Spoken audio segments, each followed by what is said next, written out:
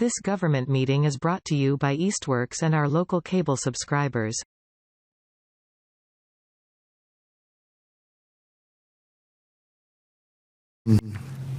Good evening. Welcome to the Easthampton City Council meeting for Wednesday, March 15. The meeting tonight is being recorded and broadcast by eMedia on Charter Channel 193 and live streaming on their eMedia website. All councilors participating in this meeting are gathering hybrid of the executive order by the former Governor Baker, extended to March 2023, which allow us to do so. I will remind both the member of the City Council and the public to remain mute until recognized by the City Council President. Also, for the member of the public, please remove your camera for the duration of the meeting unless you are participating in public speak time or the public hearing. Thank you. This meeting is now called to order. Barbara. Connie Denham. Salem Derby. Present. Omar Gomez. Here. JP Kaczynski. Dave Munier. Tom Peak. Here.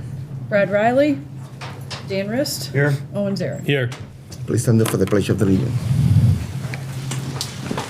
Allegiance to the flag of the United States of America, and to the republic for which it stands, one nation, indivisible, with liberty and justice for all.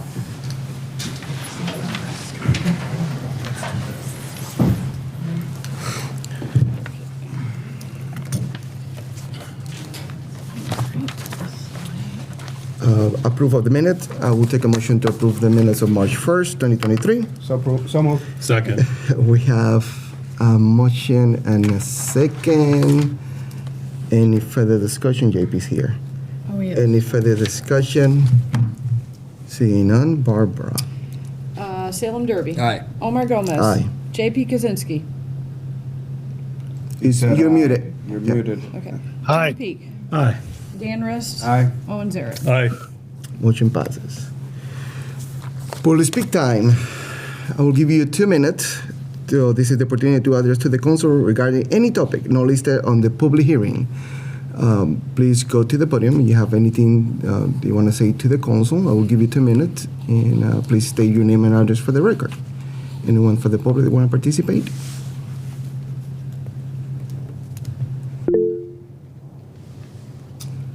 Luis.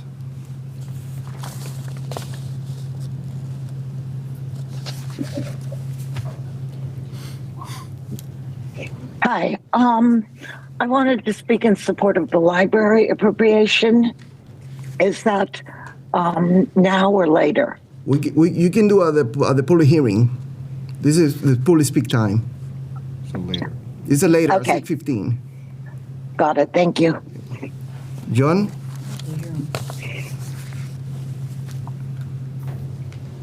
Can you hear me? Yes. Barely. All right. Yeah, just a couple of things on public speak here. Just a clarification from the discussions a couple weeks ago during public speak. John, just for the record, your name and... Oh, I'm sorry, John Mason, Easthampton Parks and Recreation Director. Thank you.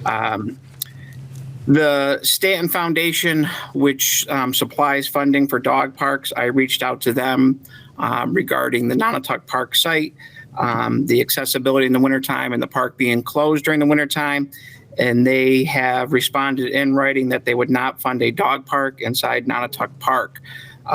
Over the last year, I have met with the dog park folks more than a handful of times, including site visits to sites throughout the city to help them locate a site. I've also reached out to a local realtor to look at private property as well as a potential option for folks that are interested in not only dog park, skate park, but any special interest group.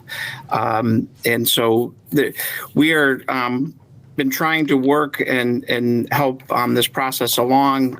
We are looking at a supplement appropriation that'll be coming to City Council in the next few weeks regarding the Ferry Street parcel to do soil sampling. There has been the 4.5 acres that we're looking at that area has not been determined to be contaminated.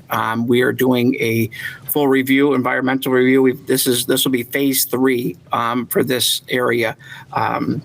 So the next phase will be around $20,000.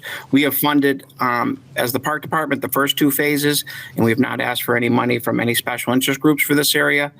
We have been moving the ball forward on that.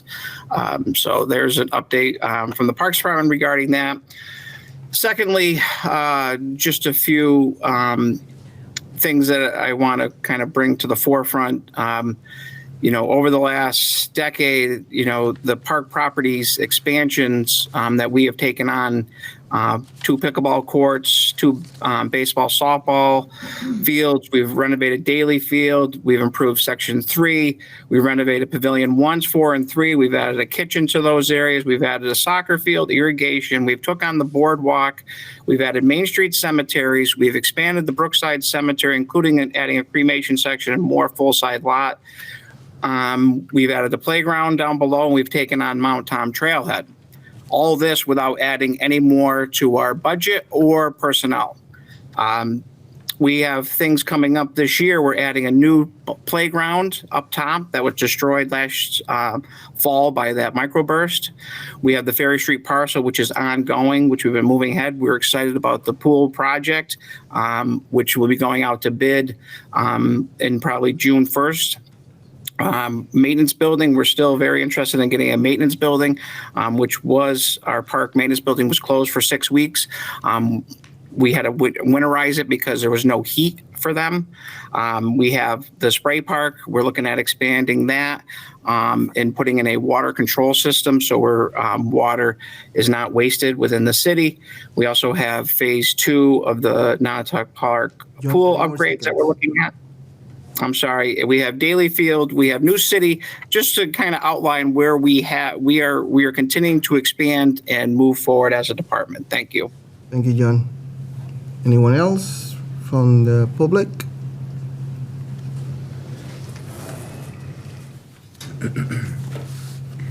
Friends, citizens, councilors, Mayor. Thank you, Council President Can you Gomez. please name your... Morgan name and Mitchell, address? Southampton. Thank you. Thank you, Council President Gomez, for allowing me to have a moment in time to speak in these council chambers. I see councilors with their name plaques in front of them. Names and faces have changed over many years. I remember faces with names like Merritt, Wes, Allen, Edward, Joy, and names that are no longer with us: Shaler, Yakuzo, Rancourt. All honorable people who served at the point when this city began. But I see a familiar honorable face that I do remember. He spent many years sitting in these chambers. He never asked for anything more than service to his community. When the public asked, he answered. That is honorable. He served as chairman of committees, as a vice president, as a president, and then back to a chairman. Never seeking anything more than to serve. That is honorable. But last week, words were spoken in this chamber that will echo throughout the history of this council and its rich legacy, whether it's good or bad. There was no blueprint when this started. There was no previous councilors to turn to. It was given to the original council to build and to grow. The seats in this chamber that are filled by you today have the ability to lead this city forward. A job this council will do, but now without an old and trusted voice, a voice that will now be filled by new voices. So to my colleague, my friend, and an honorable man who has served with every mayor and every city councilor ever elected in this city. A job well done, Councilor Riss. Thank you for being an honorable and faithful servant to this city you call home. And thank you for serving with me as a city councilor. Thank you.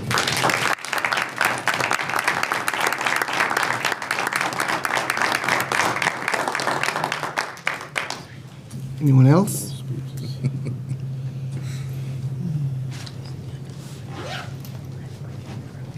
Good evening. I'm Joan Kurtz, 359 Main Street, and the president of the Friends of the Easthampton Dog Park. As John said, he is looking, and we are looking at various sites available to us. We will continue to work with John, even though we still have our hearts set on Nonotuck Park for all the reasons that I and some of our members discussed 2 weeks ago. The reason why we can't have it at Nonotuck Park at this point is because the park is closed for a number of months during the year. Instead of spending money trying to find a non-toxic site at Ferry Street, instead of spending money to have to get a plow over there in the wintertime to plow it, why shouldn't we spend the money in just opening the park all year round?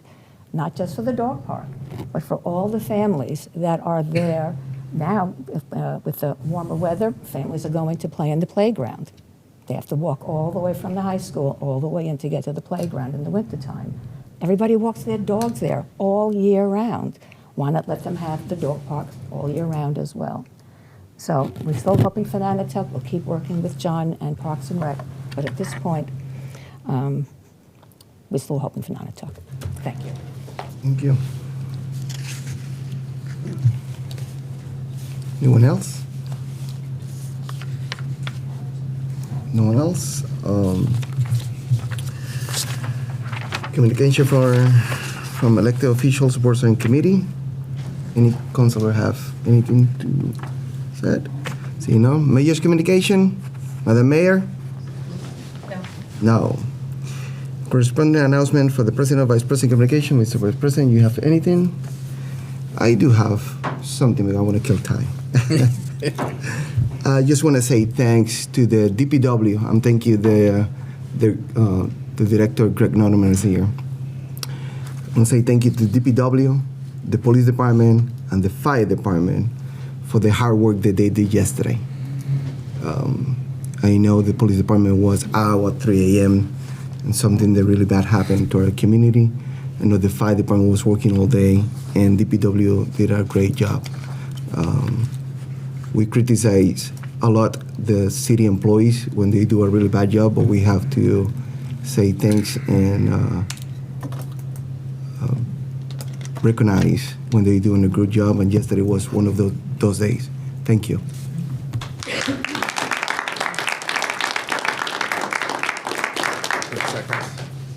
Just 1 minute.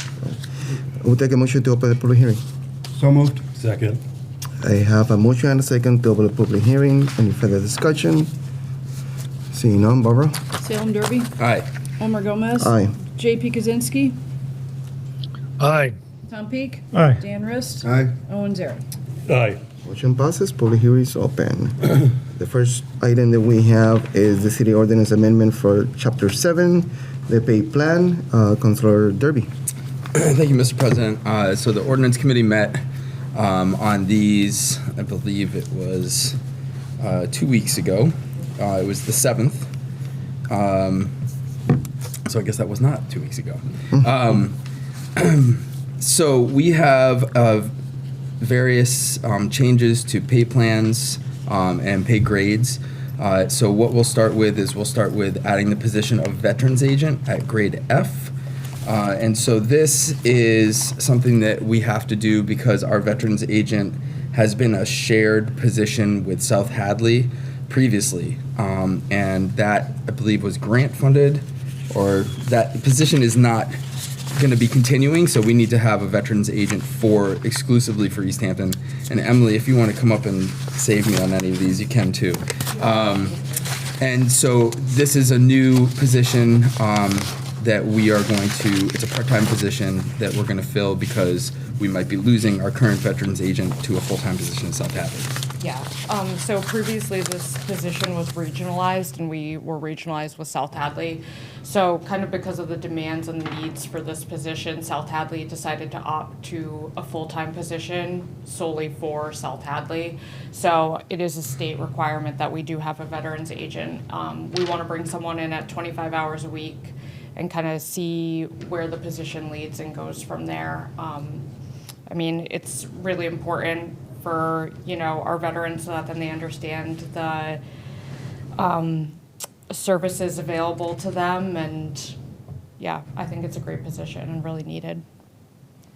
Okay. And I think we're going to do these one at a time. Just one at one. Let me ask, any councilor have any questions? about this one?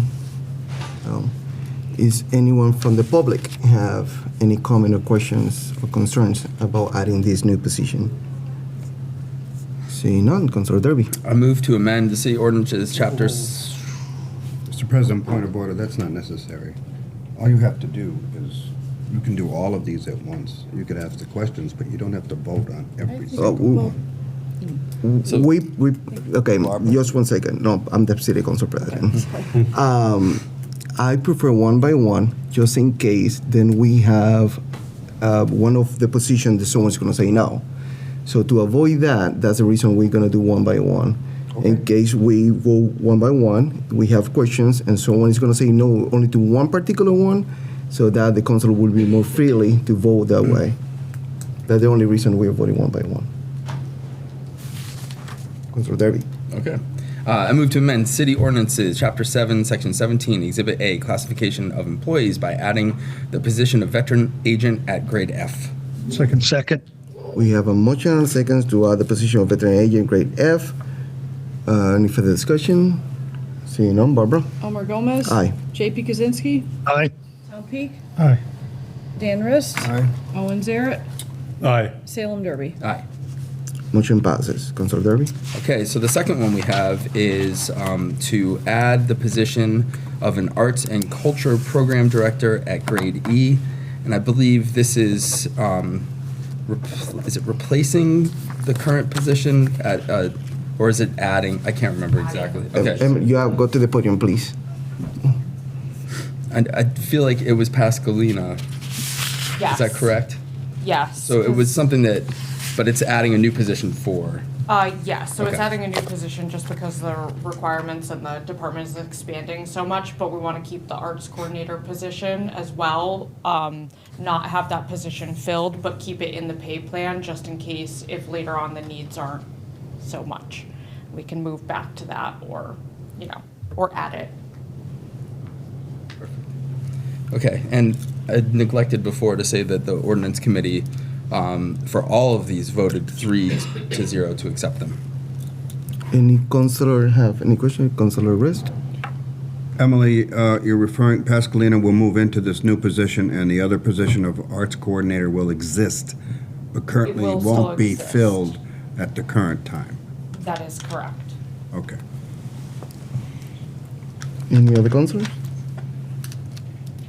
Anyone from the public? Wanna have any questions, concerns, questions? Please go to the podium, tell us your name and address, and you'll get 3 minutes.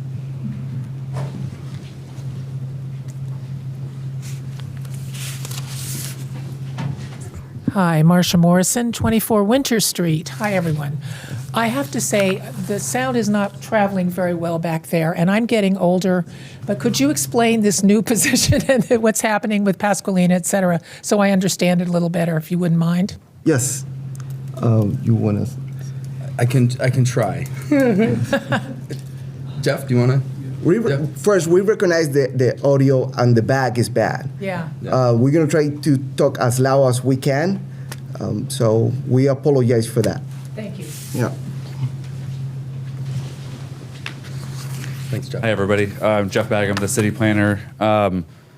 The packet before the council now is sort of a reorganization of the planning department, and in some ways it's sort of a calibration. That's what we're really trying to do with the positions. Changing title was the overarching goal. So several people who work in the planning department have been here for several years and are contributing immensely to our progress and our progressiveness. And so one of those areas, one of our strengths is arts and culture. So the position started out as a volunteer, and then it was a grant-funded part-time position. And then over time, we've made the arts coordinator position a full-time paid position in the planning department. And with the growth of arts, the creation of our cultural district, and the hopes to expand and create new cultural districts, we sort of talked about this position has evolved over time to a program director level. And so that's the idea with this position. The level of responsibility has grown. And one of the key aspects that we talked about in the subcommittee was fundraising. This position manages a lot of fundraising responsibilities, and that rises the position up in our pay scale in terms of the responsibilities. So the idea is that, and this came up at the subcommittee, the idea is that the current person in the position would apply to become this position in maybe July, I think we talked about. And in some ways, we're looking at this holistically. We're not talking about the person, but in a few cases, we did want to acknowledge that a couple people have been here for a while, and over time, their responsibilities have changed and grown, which is why the arts coordinator is evolving into this program director role. And we would hope that Pascalina would apply, and we think she's well qualified and deserving of that. But it is, it's creating a position. The arts coordinator position would not be filled at this time, but as Emily said, it would exist in the pay plan, which I think the best practice is while we're doing these types of things to just keep the positions, because they're hard to create them again. And I can speak about the other ones when that's the appropriate time. Not yet. Anyone from the public have any comment or questions? Seeing none, Councilor Derby. I move to amend the City Ordinances, Chapter 7, Section 17, Exhibit A, Classification of Employees by adding the position of Arts and Culture Program Director at Grade E. Second. We have a motion and a second to amend the City Ordinance, Chapter 7, to adding position of Art and Culture Program Director for Grade E. Any further discussion? Seeing none, Barbara? J.P. Kaczynski. Aye. Tom Peak. Aye. Dan Rist. Aye. Owen Zaret. Aye. Salem Derby. Aye. Omar Gomez. Aye. Motion passes. Councilor Derby? Okay, so the next few, we're going to have Jeff come back up. This is, as Jeff kind of alluded to, a restructuring of some of the positions in the planning department to align the positions with the work that's being done. And we know that we have a very robust planning department that's very busy and is, one of the driving factors of the kind of forward momentum that Easthampton has. So again, the committee voted 3-0 to approve these, and I'll let Jeff kind of explain how they recalibrate. Thank you. So the first one on the list is adding associate planner. And we, at the beginning of the pandemic, the council and the city was gracious enough to add a position. So that was really the only position that was a new addition, was in 2020. And it created a second assistant planner position. And in doing this calibration, so to speak, the structure that most communities follow is a director, which is included in this, and then a senior planner and an associate planner. So that was the structure we were aiming for. So this is really just a name. This is a title change. It was intended to change the title from assistant planner to associate to match that. Do you want me to keep going, the rest of them, or do you want to? I mean, I think. What do you think, Omar? Yes. Let's do one by one. Okay, we'll go one by one, Jeff, if you don't mind. Let's vote. Okay, Yeah. so go ahead. Any councilor have any question about this particular position? Anyone from the public have any comment or questions about this, adding this new position? Seeing none, Councilor Derby. I move to amend the City Ordinances, Chapter 7, Section 17, Exhibit A, Classification of Employees by adding the position of Associate Planner at a Grade D. You need a second. Second. We have a motion and a second for the City Ordinance amendment of adding a position of Associate Planner Grade D. Any further discussion? Seeing none, Barbara? Tom Peak. Aye. Dan Rist. Aye. Owen Zaret. Aye. Salem Derby. Aye. Omar Gomez. Aye. J.P. Kaczynski. Aye. Motion passes. Councilor Derby. Okay, so the next one is adding the position of Director of Planning and Community Development at a Grade G, so I'll let Jeff explain that. Great, thank you. As part of this package, I just wanted to say that none of the goal was anybody is getting big raises or we're not creating new positions. This is really part of that calibration. So the director is something that I think is also an evolution of the role. The city planner role really is what is changing. Would become the director. One of the anecdotal things is that myself in this role, I'm the chairperson of a regional group of planners. So all the planners in this region convene quarterly. And just for an example, if you go around the introductions around the table, so many of the surrounding communities have this structure, which is a director of planning and community development. So all down the list. So Holyoke, Chicopee, South Hadley, even communities like Palmer, East Longmeadow, Wilbraham, and others kind of have this director role. So the idea is that this would replace the city planner position, and I think you'll see later on we're moving the position of planner down from grade G to F to just maintain that position, not seeking to have it filled, but it does exist. So I think the protocol, which we talked about, the subcommittee, is that I would also apply to become the director, and feel as though it's a really important symbol of the position. We've grown the department by a couple people, but also the level of complexity for a lot of the projects, a lot of the mentoring that happens, a lot of the communication with other departments and collaboration with people and members of the public are all part of what this position is. And I do not have any plans to leave anytime anytime right now, but it will also position the city in the best place to be hiring at the right title and the right position. So that's something that we're looking at with this one, and also the senior planner are just trying to acknowledge the position for people who are there, but also if they leave and you are hiring someone new, we want to bring in higher caliber people, and the way you do that is with titles and the grades that we have. So I'll answer any questions. Thank you. Any councilor have any questions? Seeing none. Anyone from the public have any questions or comments? Seeing none. Councilor Derby. And just before I make the motion, I just want to say this also brings it in line with other departments having a department head with this title. So I move to amend the city ordinances, chapter 7, section 17, exhibit A, classification of employees, by adding the position of director of planning and community development at a grade G. Second. We have a motion and a second for the city ordinance amendment, chapter 7, to adding a position of director of planning and community development of grade G. Any further discussion? Seeing none. Barbara? Dan Rist. Aye. Owen Zaret. Aye. Salem Derby. Aye. Omar Gomez. Aye. JP Kuzinski. Aye. Tom Peak. Aye. Motion passes. Councilor Derby. Thank you, Mr. President. So the next one we have is to change the title of the assistant planner to a senior planner at grade E. Great. And so just briefly on this one, this started with conversations. The person in the position is Jamie Webb, and she's been here for a long time and has really grown in responsibilities and skills. And so there had been this conversation about how the position, title as assistant planner doesn't really match the responsibilities this person has. So as managing the CPA, which is, as some of you know, it's millions of dollars of taxpayer dollars that get distributed for projects, as well as the community development block grant program, which the city has gone after year, and it's managing millions of dollars. And so the responsibilities of that position is an elevated position. And so this was really to acknowledge that. So that was the purpose of this. This was really sort of the early impetus of this conversation that I had with the HR director about 2 years ago. So I think that would summarize that one. Any councilor have any questions?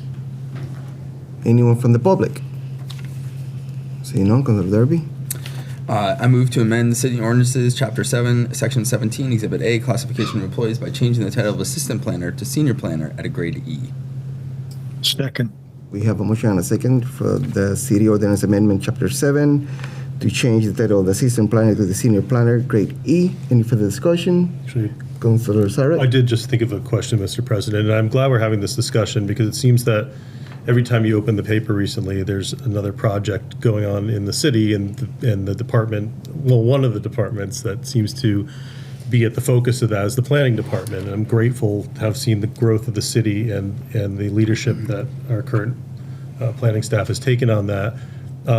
There's need for expansion, obviously, and I guess one of my questions is with kind of changing these roles and their definitions, is there any thought at this time to expanding the department more with more, I guess, associate planners, for instance, or is that relevant to this discussion? I think so, yeah. I would say at this time, there are no plans for that. The role that's not listed here anywhere is the conservation agent. So we have worked hard to make that position from it. That also started as a grant, and it was shared between here and Southampton. And we maintained the part-time position. And then recently, in the past 2 years, we've made that position full-time.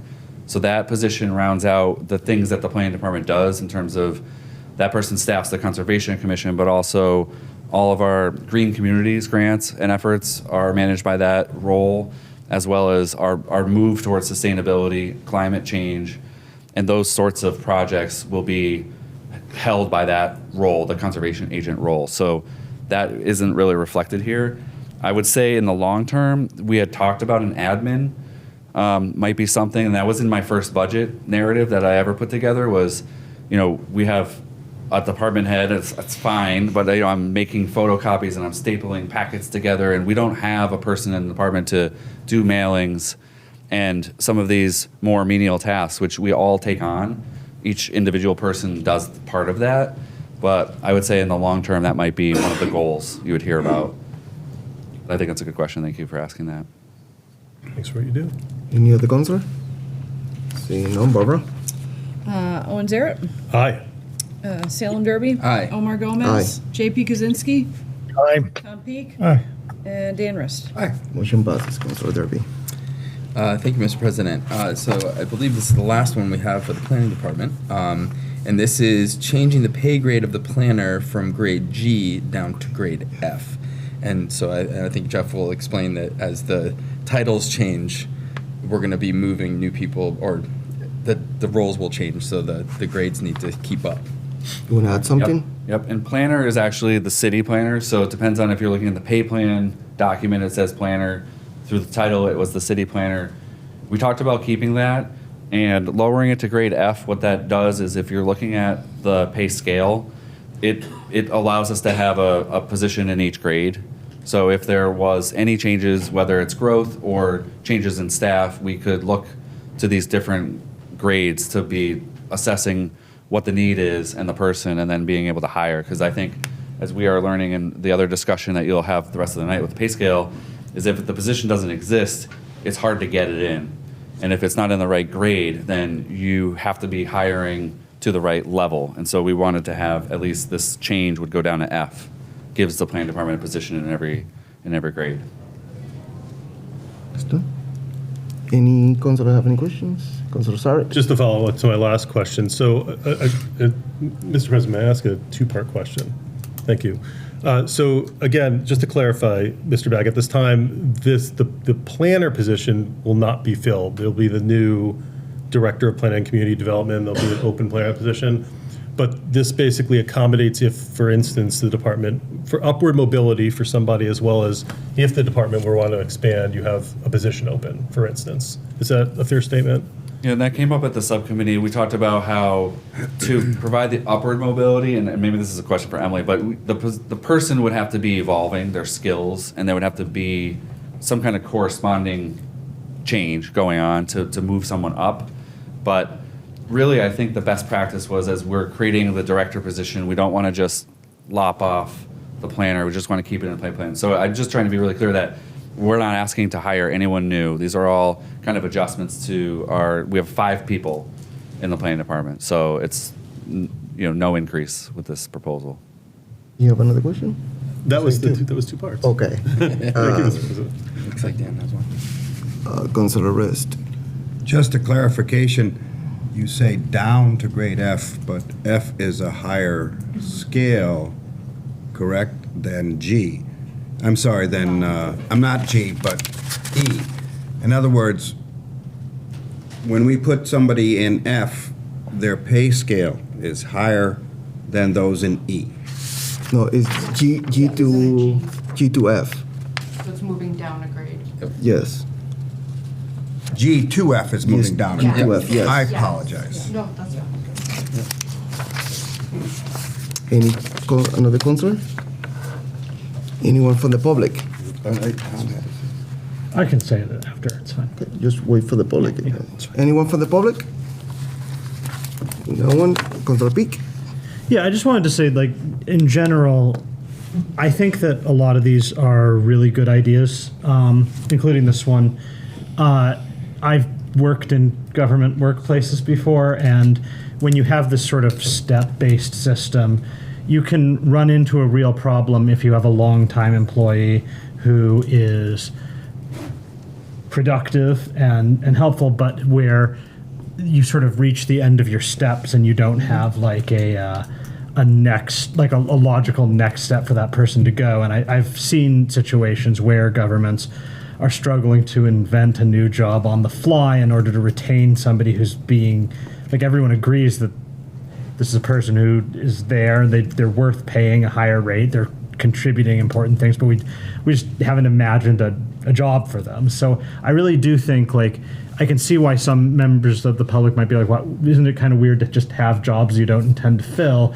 But I really think it's a lot easier to do that now than to have somebody at some grade at a later date where we kind of know we want to move their career forward, but doing so involves creating an entire ordinance so that they have a new job, which is something that we have done as a council before. So I think that being proactive about that and saying that we should try and figure out at each of these pay grades what an employee might look like and what that might be is a valuable exercise. And since it did come up in our committee discussions, I would also say that this councilor at least would be receptive to other departments approaching us with a similar plan if it made it so that there's more flexibility in the long run for them to retain talented people or fill certain needs as the labor market shifts. Thank you, Councilor. Any other councilor? Councilor Derby. I move to amend the City Ordinances, Chapter 7, Section 17, Exhibit A, classification of employees by changing the pay grade of planner from grade G down to grade F. Second. We have a motion and a second for the City Ordinance Amendment, Chapter 7, change planner position from grade G to grade F. Any further discussion? Seeing none, Barbara? Salem Derby. Aye. Omar Gomez. Aye. JP Kaczynski. Aye. Tom Peak. Aye. Dan Rist. Aye. Owen Zaret. Aye. Motion passes. Councilor Derby. Thank you, Mr. President. I'm going to call Emily up again because what we have here is removing the receptionist from grade A, general clerical grade B, water sewer utilities clerk grade C, dispatcher grade C, dispatch supervisor grade E from the classifications chart, and I'll let Emily kind of explain that. I mean, I know we just did discuss how it is important to retain positions in the pay plan, but sometimes if there are positions that are redundant or, obsolete, it is important that we remove them as well. As far as like receptionist, general clerical stuff, we have those pretty much the same position, different titles, so it seemed like we should get rid of those. Water, sewer, utility got absorbed into other positions, so no longer needed. We did talk about an ordinance that we would keep the dispatcher position on there, but change it to an on-call because the dispatchers have become unionized, but the on-call position is not unionized. So we'd make an adjustment to that and remove the dispatcher supervisor position because that has also become unionized, so they no longer apply for a pay plan. Any councilor have any questions? Anyone from the public want to participate in this public hearing? Seeing none, Councilor Derby. I move to amend City Ordinances, Chapter 7, Section 17, Exhibit A, classification of employees by removing the following positions from the classification chart. Receptionist, grade A, general clerical, grade B, water sewer utilities clerk, grade C, dispatcher, grade C, dispatch supervisor, grade E. Second. We have a motion and a second for the City Ordinance Amendment, Chapter 7, classification and pay plan for removing 5 positions. Any further discussion? Seeing none, Barbara? Omar Gomez. Aye. JP Kaczynski. Aye. Tom Peak. Aye. Dan Rist. Aye. Owen Zaret. Aye. Salem Derby. Aye. Motion passes. Councilor Derby. Thank you, Mr. President. So the next one we have is changing 4 positions from grade F to grade G. And those 4 positions would be Council on Aging Director, City Clerk, Principal Assessor, and Executive Assistant to the Mayor. And I'll let Emily. So this is important because most of our department heads are in the grade G. There was just these few positions that were in the grade below. And as we've hired more positions that require licensing, certain skill sets such as like the public health nurse and the community social worker, those have kind of absorbed that grade G level, which is almost like, I don't want to say a sub-department head, but they're kind of their own entity within a department.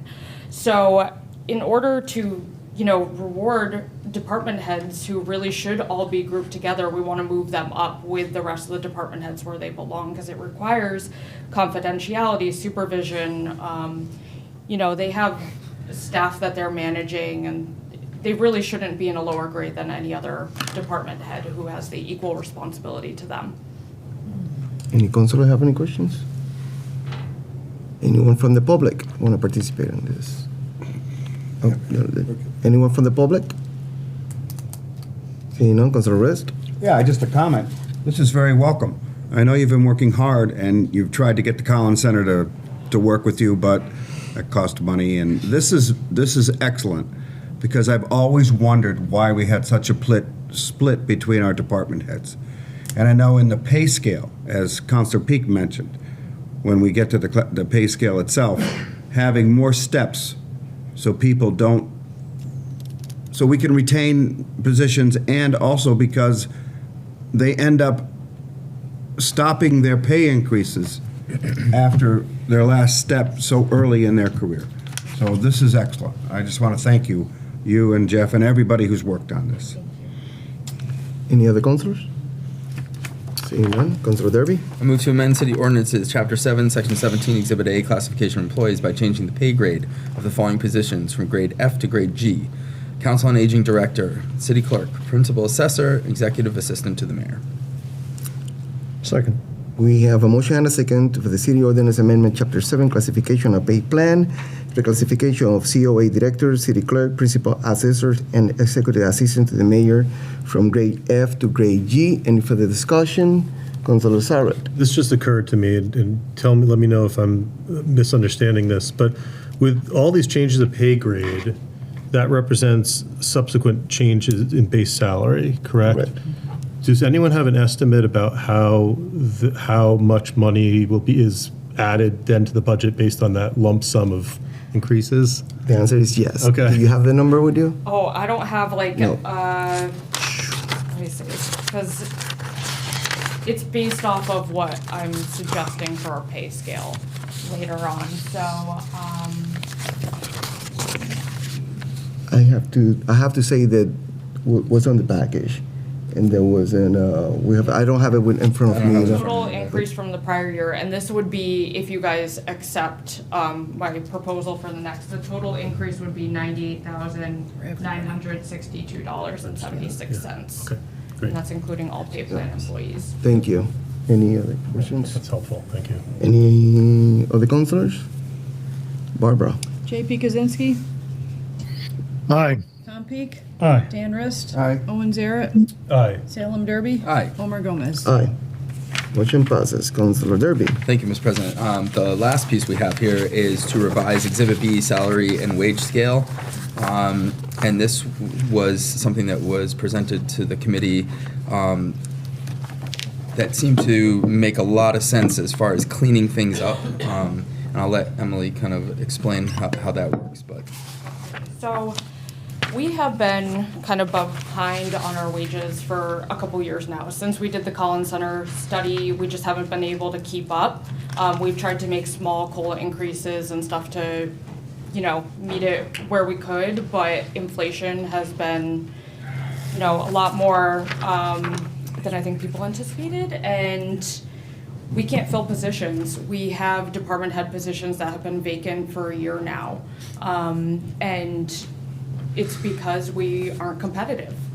We can't retain employees because they're getting better offers other places. And I think in order to retain employees and attract talented clientele or talented employees to come and work for us, we need to meet the salary requirements for that. So I am proposing that we remove the first 4 steps of the pay scale and add them to the end of the pay scale. And with that, I am also proposing that we, instead of 2.5% between each step, increase it to 3% between each step. This would go into effect for July 1st, And what we would be doing is placing employees on the next closest step on the scale and giving them 2 steps, because right now employees get a step increase on January. We'd be eliminating that step increase on January and only having it in July, so that then we don't have to, budgeting wise, calculate out split salaries for the year. Yeah. Any councilor have any questions? Councilor Peak? I just want to say I love the whole split salary thing, because that is always such a headache when we deal with it in finance. And I just think this will be a lot simpler and better. Thank you. Any other councilors? Councilor Krasinski? I'm sure this question was asked, but maybe it would be helpful to let the public know how much this will affect the bottom line. This was the $98,000. That's included in the 98. Okay. So it's $98,000 in addition to the salary we've spent this fiscal year. Good. Councilor Rest? And just to clarify, that happens July 1st with the new budget year. Yes, that's correct. Any other councilors? Anyone from the public? Seeing none, Councilor Derby. Just a reminder, ordinance voted 3-0 to accept this. I move to amend the City Ordinances, Chapter 7, Section 7-18, classification and pay plan by substituting Exhibit B, salary and wage scale, as on file in the office of the City Clerk dated July 1st, 2022, with a revised Exhibit B, salary and wage scale as made available for this meeting and on file with the office of the City Clerk, and to establish the effective date of said submission as July 1st, 2023, including the following changes detailed below. Remove the first 4 steps from the pay scale and add 4 steps to the end of the pay scale, keeping the scale at a total of 12 steps. Change the increase between steps from 2.5% to 3%. Moving January 1st step increases to July 1st of each fiscal year. Moving employees from the old scale to the new scale by first placing them on the next closest applicable step and then adding 2 additional steps. Second. We have a motion and a second for the City Ordinance Amendment, Chapter 7, Classification of Pay Plan, Section 7-17, Exhibit B. Any further discussion? Seeing none, Barbara? Tom Peak, Aye. Dan Rist, Aye. Owen Zaret, Aye. Salem Derby, Aye. Omar Gomez, Aye. JP Kaczynski. Aye. Motion passes. Councilor Rest? Thank you, Mr. President. What we have before you is an interdepartmental transfer request of $1,250,000 from the Old Town Hall second floor construction retained city match to the Old Town Hall second floor construction project. What does this mean? The CPA is a section of the budget. Each one of its accounts is considered akin to a department. Therefore, when we have to move money from one account to another, it's an interdepartmental, quote-unquote, transfer, requiring CPA committee approval as well as city council approval. This is not new money. This is not a new appropriation. The CPA committee has been saving through the city council's appropriation process each budget year $250,000 for the last 5 or 6 years to accumulate this cash. This cash has been set aside by an earlier vote for a $3.5 million appropriation to City Space for the construction of this project. $2 million of that was bonding.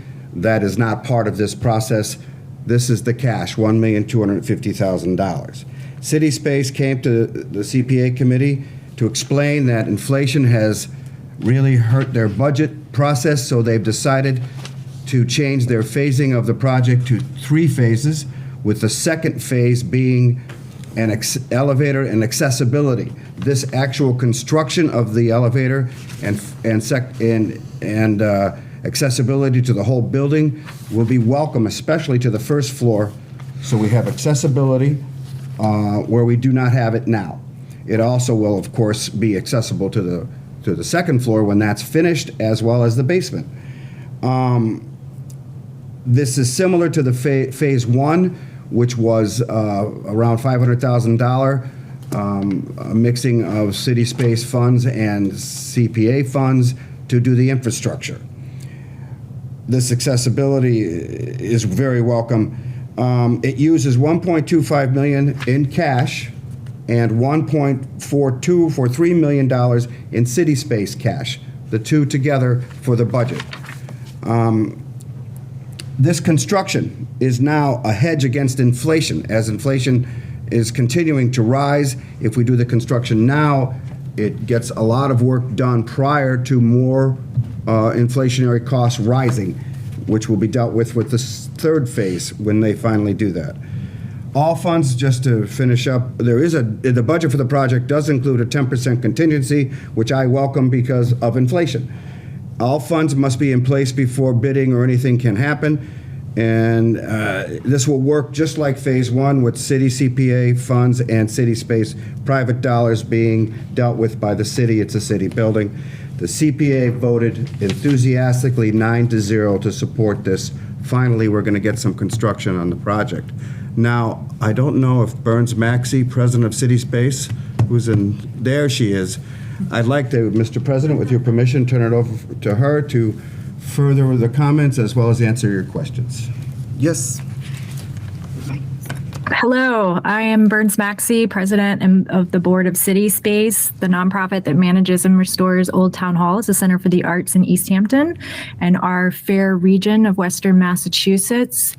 You know, we are very familiar with this project. We have seen it before time and time again, but we are on the cusp of a historic transformation of Old Town Hall. For the first time in the building's 154-year history, all floors will be made wheelchair accessible with an elevator and new entryway.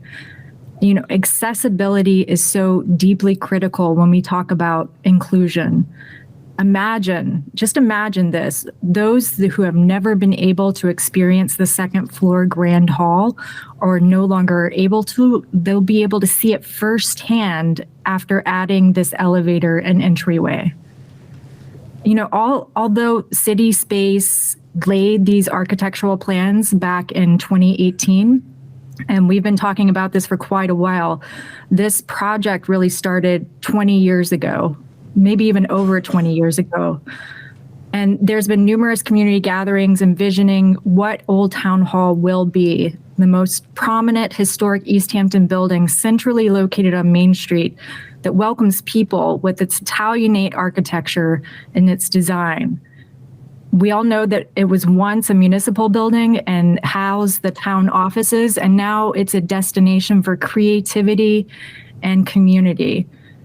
Senator John Velas once said to me that City Space is doing too good of a job in this project and that we're making it look too easy. So I just want to preface that there has been a vast amount of professional expertise that have dedicated their time and energy to this city-owned building to make this happen. And this is just an incredible feat of volunteerism and a testament of Easthampton's selflessness to see a city that has limited resources as, instead of a problem, an opportunity to mobilize efforts to reimagine Old Town Hall. Although there have been countless who have been involved, from our local, regional, state leaders who are here today and of yesterday, to the many volunteers and artists, all of their efforts will make for a collective, revitalized building that is functional, welcoming, and enlivened by the arts and for generations to come. So this is incredibly important, and I know you all know this. Essentially, the project we're talking about tonight is the same project that we established back in 2018. When we launched our capital campaign in 2019, it's been a journey. The pandemic hit in 2020, and we launched our campaign in 2019. And the organization, we looked hard at what our next steps would be and what our options were. When inflation started to rise and the supply chain challenges happened, we really said, okay, to our architects, what can we do? How can we make this feasible?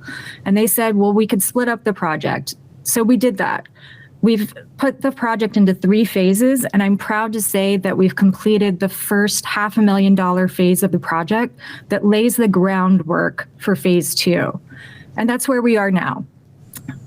This project, a $2.2 million project, essentially has 3 parts to it. We have a new entryway, an elevator, and a restored stained glass window. And that stained glass window will be moved and prominently displayed in the front of the building.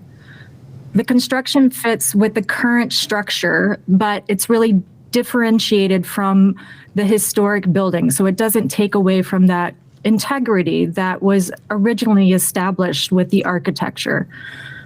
The 1.25 million of funding from the Easthampton CPA will more than match the required funding. In order to put this project out to bid, we have to have the backing established in full. Therefore, the CPA award tonight and the transfer is absolutely instrumental. City Space is closing the gap of the funding needed for the rest of the project. We have acquired the majority of the capital from the generosity of our community through individual and business donations. And I want to take a moment to thank everyone who has lifted up this project with your generosity and your spirit time and time again. The timeline for this project includes setting the release of the bid in May 2023. That's just around the corner. The project will take about a full year to complete. With funding in place, it will be followed by phase 3, the completion of the restoration of the second floor into a state-of-the-art, accessible, inclusive, and affordable performing arts space. City Space has already started the work with Kuhn Riddle Architects. For phase 2, we have met with representatives from the city, including the mayor, DPW, building, fire, and planning departments to keep them informed about the project. This is truly a collaboration with the city and City Space and the community at large. And we look forward to launching phase 2 and finally adding that elevator that we have worked so hard to get to, that goes to all floors of the building, from the basement to the first floor to the balcony and the second floor. And I want to thank you for all of your continued support on the City Council, and I'm happy to take any questions tonight. Thank you. Any councilor have any questions? Seeing none. Anyone from the public want to participate? Please go to the podium, state your name and address for the record. Mike Tausnick, Hendrick Street in Easthampton. I'm also the treasurer at City Space, and I'm going to speak for the several members of the board that are here to thank the City Council for your consideration of this, and to tell you that we wholeheartedly are supportive of this, and think that it's an amazing thing, and it puts no extra work on the planning department. Thank you. Anyone else from the public? I think Mike said it all. No. Allison? Hi, my name is Allison Keller. This is my first time at a city council meeting. Can you hear me? Yes. Okay. I live at 70 West Street, and I have been working closely with Burns Maxey and the City Space Board as a volunteer who first came forward last year for a tour and fell in love with the project, but have gotten involved and sank my teeth more to help really expand the base of support beyond the business and arts community of Easthampton to a larger geographic region, because we know that this project, when completed, will be drawing people from even larger than just Western Massachusetts. But I've always firmly believed that this beautiful historic building in our backyard, just promises so much. And so basically what I just wanted to quickly say was that in the past 6 months, we have formed a campaign committee to really bolster the efforts to get more major donors on board. And we have seen great success, especially in this current phase, with this phase 2 goal, with the urgency and the time sensitivity of getting the capital needs for this phasing project. We have seen many donors from Northampton, from Hadley, from it's not just a project of Easthampton. This is something that people see the viability of the arts and the community, of seeing it as a space for civic events, for conferences. I mean, anyway, it's just so exciting, and I just wanted to share, to be a new face and say my support for the project. Thank you. Alison. Peggy? I don't know how to get video back on, so I'm not used to Google Huddle. But I am the clerk with CitySpace, and I live on Fox Run here in Easthampton. And I just want to voice my gratitude to the city for their support of the Old Town Hall revival. The arts revival in Easthampton is why I chose to move to Easthampton back in 2011, not Northampton, but Easthampton.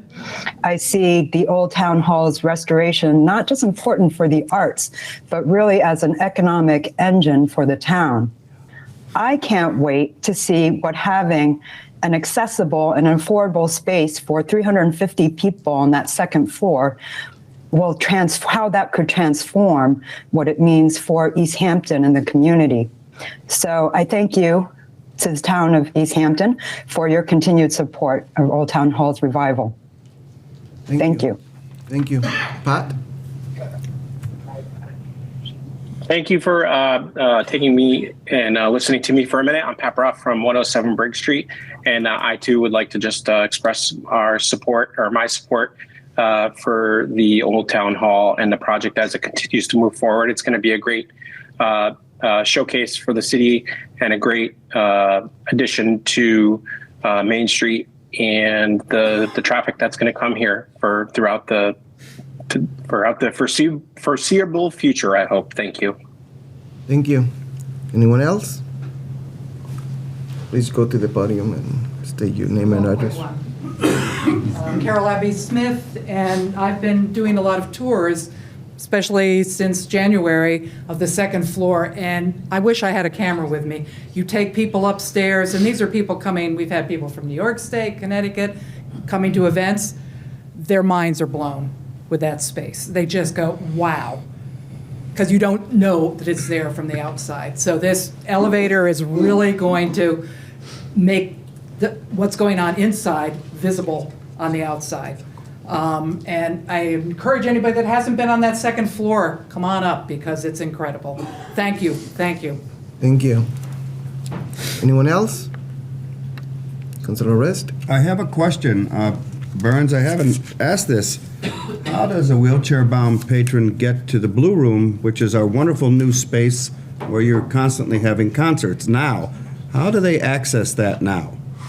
Sure. There is a ramp that is an accessible ramp on the exterior of the building that does make the first floor currently accessible. However, when there was a recent report done by a consultant for the city of Easthampton at All City Properties, apparently there's some issues with this accessible entryway, that it needs a lot of love and support.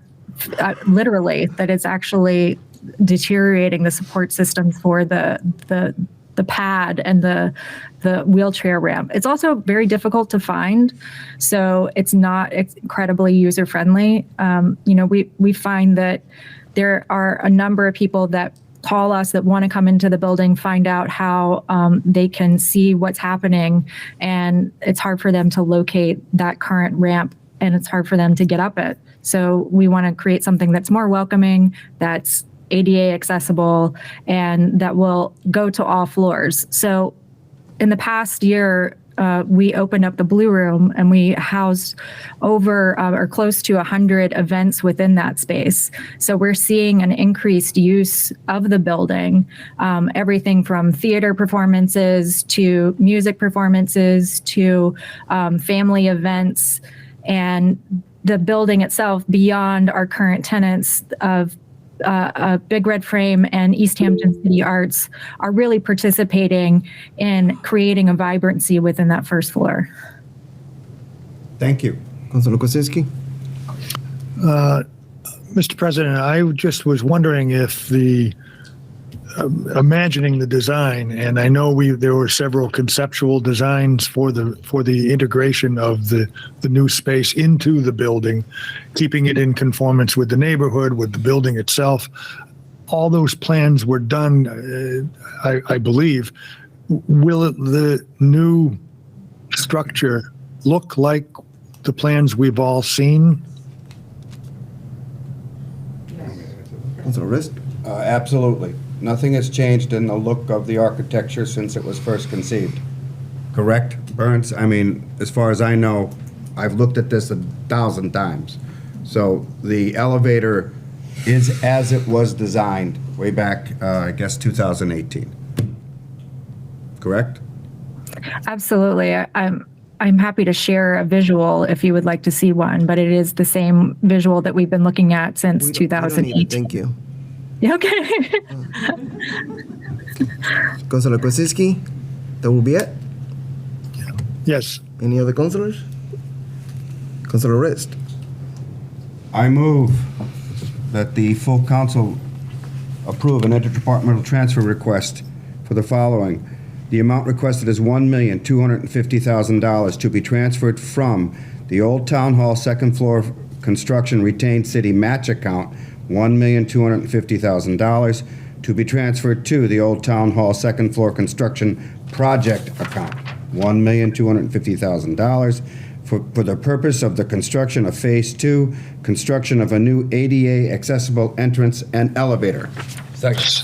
We have a motion and a second for the intradepartmental transfer of $1.25 million for the Old Town Hall Phase 2 construction of new ADA accessible entrance and elevator.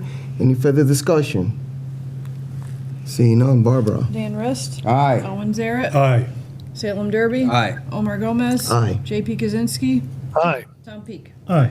Motion passes. Councilor Rist. Okay, now we deal with the library. I'm sure everybody's here for that. We have a supplemental appropriation request of $510,000 from cannabis stabilization to the library account. This is primarily for operational expenses, and as it was explained to us, and Mr. President, with your permission, I'll ask the president of the library to come up to continue, but this will add new programming, new staff, and allow them, in short, to accept the gift of the Bank of America building and continue with that as a new building for the library. This is an extremely generous appropriation from the mayor, and I think everybody involved with the library recognizes that. This will help them get through the next few years operationally while they develop plans, get grants, et cetera, to keep that library going. $510,000 is $500,000, and it's a wonderful use of cannabis stabilization. I'm sure we'll see a lot more cannabis educational materials in the library now. So if it's all right, Mr. President.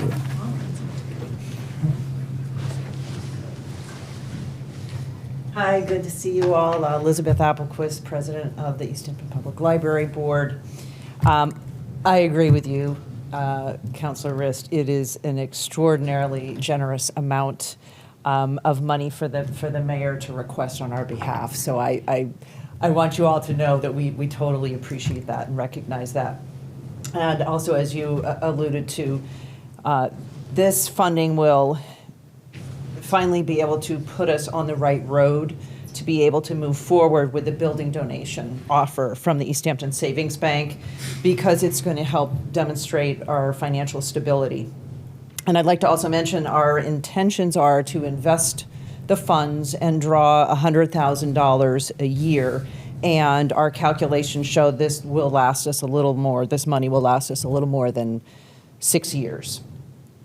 So on top of how it will help us move forward into a new building, this appropriation will also help us to add on additional services to enhance our service to the community. And I'm just going to share a few of them. It'll be a shorter list than the other night. So the needs fall basically into 3 categories of staff, equipment, and programming. So under the category of staffing, we need to increase staffing numbers to be able to support our programming more effectively and to increase what we offer. Adding more staff would also help with any overload on the present staff. And I can't stress enough that the staff is one of the library's biggest assets, and we just can't take a chance on losing anyone. Another crucial use for the $510,000 would also be to hire a fundraiser as part of staffing, and that individual would help us organize our annual ask as well as create capital campaigns. Now, under the category of equipment, there are equipment updates that are needed, such as repairs to our book bike and book trailer, and I'm sure you know that they're a beloved service and a huge asset to our community. Much needed and overdue replacement of nearly all desktop computers, including those for staff and patrons. And funding would also help us purchase some improved AV equipment. And under the category of programming, we would be able to hire more paid performers and facilitators and increase the quantity and variety of programming that we offer. And here I would like to insert that I've been communicating with Senator Vilas and Representative Carey on this subject, and they just want to remind you that you have their complete and ongoing support at all times on this. So I would like to sum up that this is a really fantastic first step that we're extremely thankful for. But I also want to point out that we still do have a need for the city to increase its appropriation, and we are open and look forward to future conversations about that. So, thank you. Thank you. Any councilor have any questions? Councilor Sarrett? Just a comment, Mr. President, if that's okay. There's some exciting stuff happening today. I just didn't want to comment on everything, although the previous item was exciting as well. But I'm just really grateful for all the thought that went into this and the collaboration between the library group as well as the city. This is a very generous appropriation from the mayor and a very generous approval from the finance committee. And I think it's important just to note that the president of the Library Association pointed out that the library is more than just a repository of books. It's a repository of connections and engagement and a lot of other programs that is much needed by the city today and tomorrow. And so it sounds like this money will put them on a much less rocky road towards a future building and a future home and a future in general. And we need a library. So this is a great step. And I'm just really, again, thankful to everyone involved, as well as seeing a brighter future for this great institution. Thank you, Councilor. Councilor Derby? And I say I have to, I do share Councilor Zarrett's excitement for this. This is something, it's one of those nights where it's going to be long, but the things that we can accomplish are pretty awesome. And I also think it's worth acknowledging the proximity of these two votes together and the actual proximity of the two spaces together. And that is another source of excitement for me, because I see the synergy that can kind of come from these two projects working together and intermeshing and having all sorts of exciting opportunities that come from that potential collaboration is just like really amazing. So I'm pretty excited. Thank you, Councilor. Any other councilors? Councilor Peak? Thank you, Mr. President. I said this in our committee meeting, but I just wanted to sort of reiterate it for anyone that maybe wasn't there. So, you know, the estimate from the library is that this will buy them 6 years. I really want to make sure, I really just want to encourage everybody in this room who's at all interested in this stuff to really think about how we can structure the conversations that we have over those 6 years. In my time on the council, I found that the one thing that's the most annoying is when we have to make decisions at the last second, because if we don't make a decision, something horrible is going to happen right then, because that tends to be when bad policy is made. And there's times where I think we've all taken votes that we knew that if we had longer to think about it and get creative and listen to different people, we probably could have done something better. But this was the option that was right here, and that's the time that we had. So I don't know ultimately what that would look like. I know a couple folks have spoken to me about the idea that maybe since the library is not at this time a city department, perhaps it would be beneficial for there to be some sort of ongoing committee with public meetings and agendas where the city and the library could communicate. I'm sure that there's other ideas that could also work there. But I really just want to encourage us to do this, to take this vote, and then to also really make a commitment to having those conversations early and often so that we can actually think proactively about what the relationship between the city of Easthampton and the Easthampton Public Library is going to be over these next 6 years and after these next 6 years.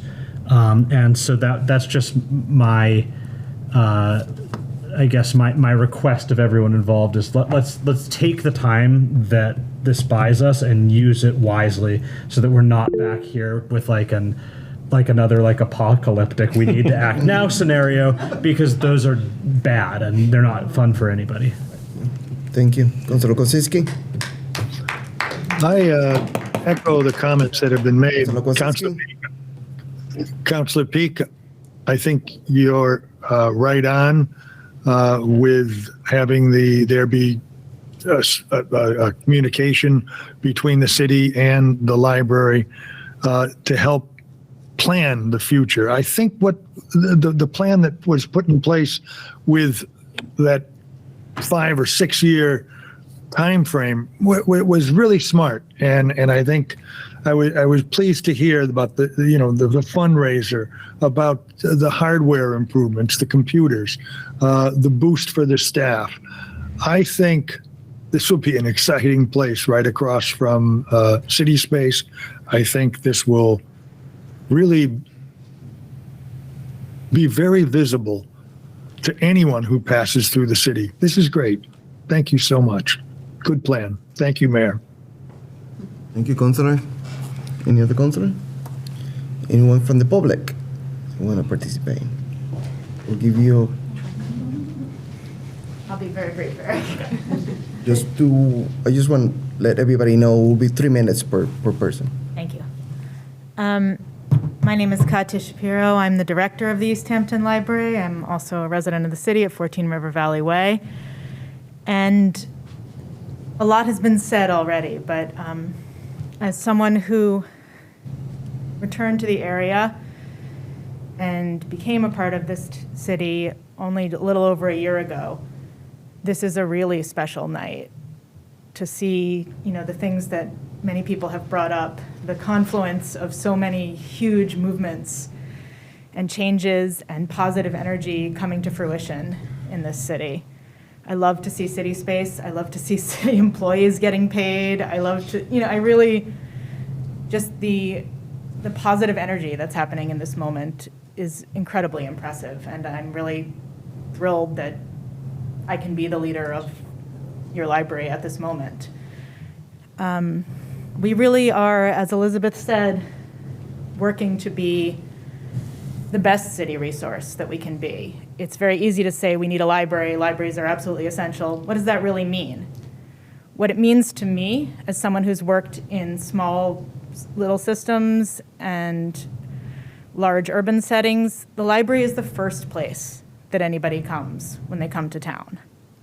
Whether they're a new immigrant, whether they're a new resident, whether there's someone who's had a change in their life, like a child or a shift in their circumstances, the library is the first place people come. And we do our level best to connect people to all the other resources that a city has to offer. And we want to be more welcoming. Like Burns, we have a ramp that is collapsing on itself as opposed to a true entryway that allows all citizens in. And we want to make that change. And I am holding in my hands here a petition from the residents of Lathrop, which I'll give you to enter into the record, but it speaks to only one tiny aspect of our services, our delivery service, and their absolute passion and cherishing of that service. This is a petition to the library board just to keep that service, which we absolutely will be doing. It's a core service, as I mentioned at the Finance Committee. But we want all of our core services to be this important, this valued, and this seen. And this vote of confidence from the council is a huge step toward making that happen. Well, this vote of confidence that I hope will happen. But honestly, the work and the care that has come from all over the city, both for the whole cultural district, for the library, and for the future of the city as a whole. Thank you. Thank you. Anyone else?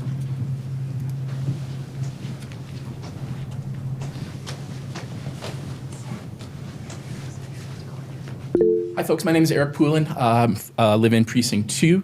Coincidentally, today was Massachusetts Library Legislative Day at the State House in Boston. It's a day that happens annually where library advocates and supporters from around the state come and gather and meet with our elected officials to talk about the importance of libraries in our communities. I had a very lovely conversation with Representative Carey this morning, and he does reiterate that he sends his regrets and that he and Senator Vilas are fully behind this appropriation and behind support for the Easthampton Library in general. This is a really important time. This is an incredibly, incredibly generous appropriation. The last time I spoke with all of you was about a year and a half ago when we were talking about appropriating $1 to maintain bare minimum funding level to stay certified with the State Board of Library Commissioners. What we have, so much incredible progress has been made in that time, and we have such an opportunity in front of us today. I completely agree with Councilor Derby's statement about the proximity and the synergy between the city space location and the potential new library location. The new library location will also be ADA accessible, which the current library location is not. If any young person who has had mobility issues in Easthampton over the years has not been able to access the children's room of the library. And to speak to Councilor Peak's statement, yes, still for an annual appropriation out of 369 communities in Massachusetts, we per capita rank 348th for library funding. So it is something that we will revisit this conversation again, but this is a really incredible and a really exciting first step. And I hope all of you support it, and I thank you so much for the support that you have given to our library over the years. Thank you. Anyone else?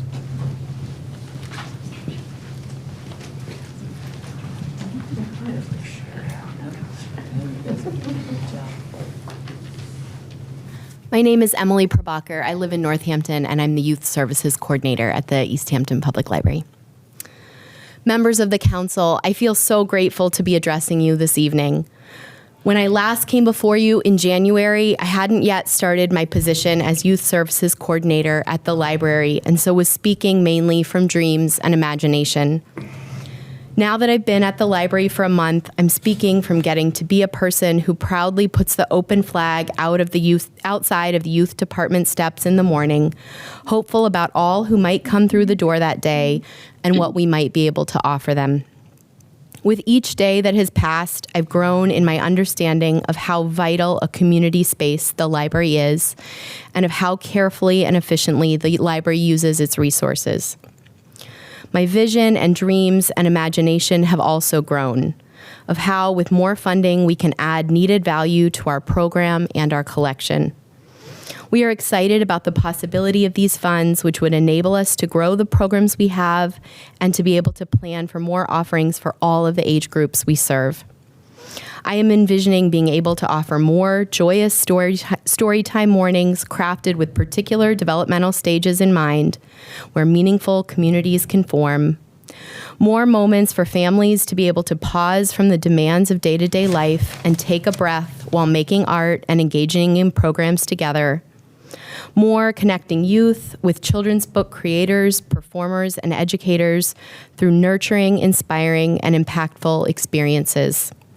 More inclusive resources for curious research and reading for pleasure, more resources for teens, more physical audiobooks for learners of all kinds. I am so grateful to be able to have all of these dreams and so many more, and hopeful to be able to see them into action. Thank you so much for your time this evening. Thank you.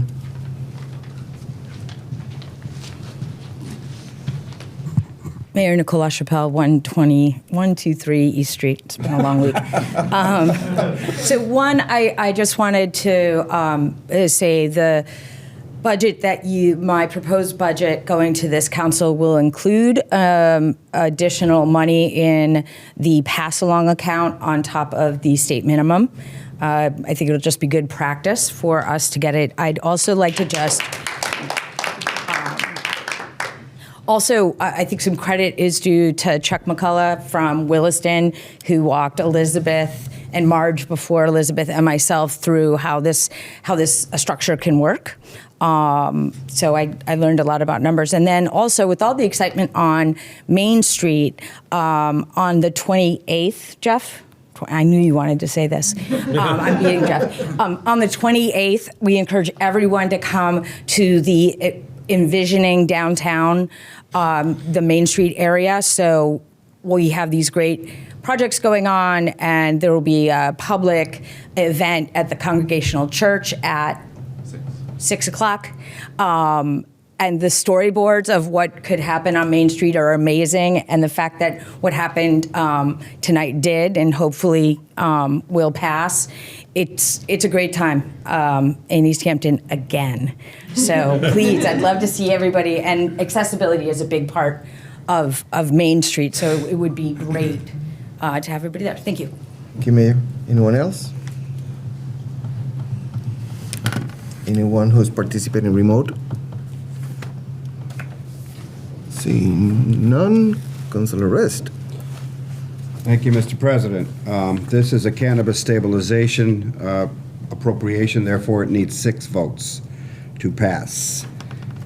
I move that the full council approve a supplemental appropriation from cannabis stabilization to the Emily Williston Memorial Library operational account. The amount requested is $510,000 to be transferred from cannabis stabilization, $510,000 to be transferred to the library account, $510,000 for the following purpose: to jointly amend the existing memorandum of understanding between the city and the Easthampton Emily Williston Memorial Library to outline the use of the appropriation as services and not capital. Second. We have a motion and a second for the supplemental appropriation of $510,000 to the Easthampton Public Library operation account. Any further discussion? Seeing none, Barbara. Owen Zarrett. Aye. Salem Derby. Aye. Omar Gomez. Aye. JP Kaczynski. Aye. Tom Peak. Aye. Dan Rist. Aye. Motion passes.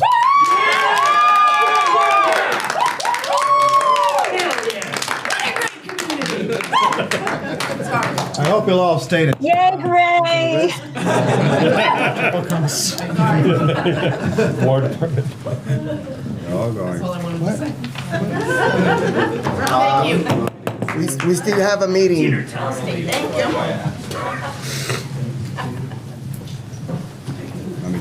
This is an exciting next item. They should really stay. So we have a number of appropriations for the Department of Public Works.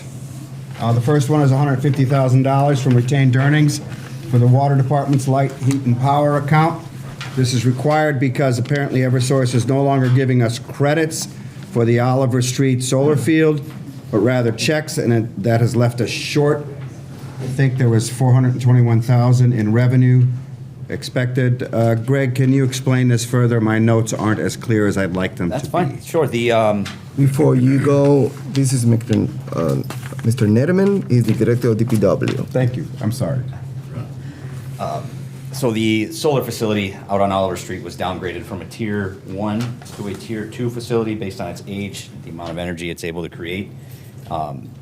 As such, we began receiving monthly checks rather than electric bill statement credits from Eversource.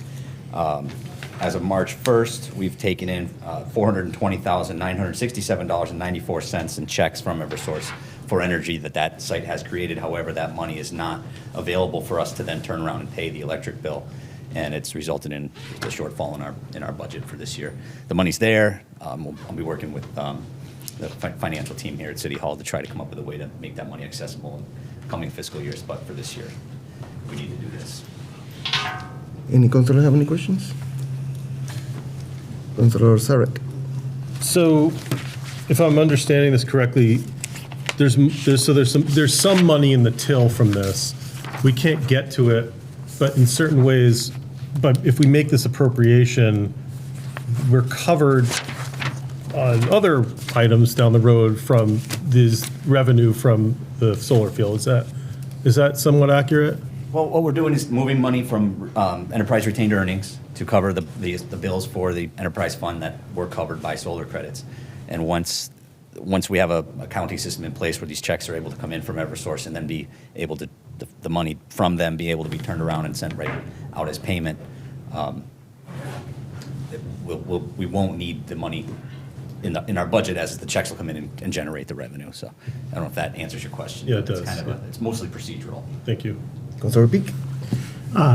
I'm sorry, I missed this part of the last finance meeting, but has the actual electrical output generated by this facility gone down as a result of age? Is it something that we should be is there a financial reason to look into? Well, we don't own the equipment. The equipment is owned by a company called Clean Capital. Right. So has it dropped because of its age? Some, and as it gets older, it will eventually need to be replaced, and I guess that weighs into why they don't want to just let us get credits anymore. They want to send checks. Okay, so I guess the other question I have is do we have some estimate of how that's going to play out over? I mean, just with that equipment, just in terms of budgeting, if the output is falling, then presumably that's falling city revenue, to some extent. And so I was just wondering, do we have some estimate of sort of a schedule of what we expect that to look like? I do not. Okay. From these contracts with the solar generation companies get very complicated. Sure. And fortunately, of all the stuff that I like to think I'm pretty good with, those are a little separate. And we basically the other thing we're going to talk about on here tonight is the electric vehicle charging stations and stuff. So some of what DPW does is we manage probably throughout the city. There's over 100 different electric metered accounts that the money comes in and we process our staff processes the bills. That we're really good at. But as far as how complicated these systems are and the age of them, and it'll even change hands. Where I believe now it's something Creek Renewables is responsible for the site instead of the company that it used to be. So just as we own the land, we don't own the equipment. So it's kind of it's a pretty complicated arrangement. Okay, great, thank you. Any other councilors? Anyone from the public want to participate? We have people here, so that's why. Madam Mayor, you want to add something? Yes, please. Thank you. So what I want to, this is really my doing in my glee to get more money from our solar investments.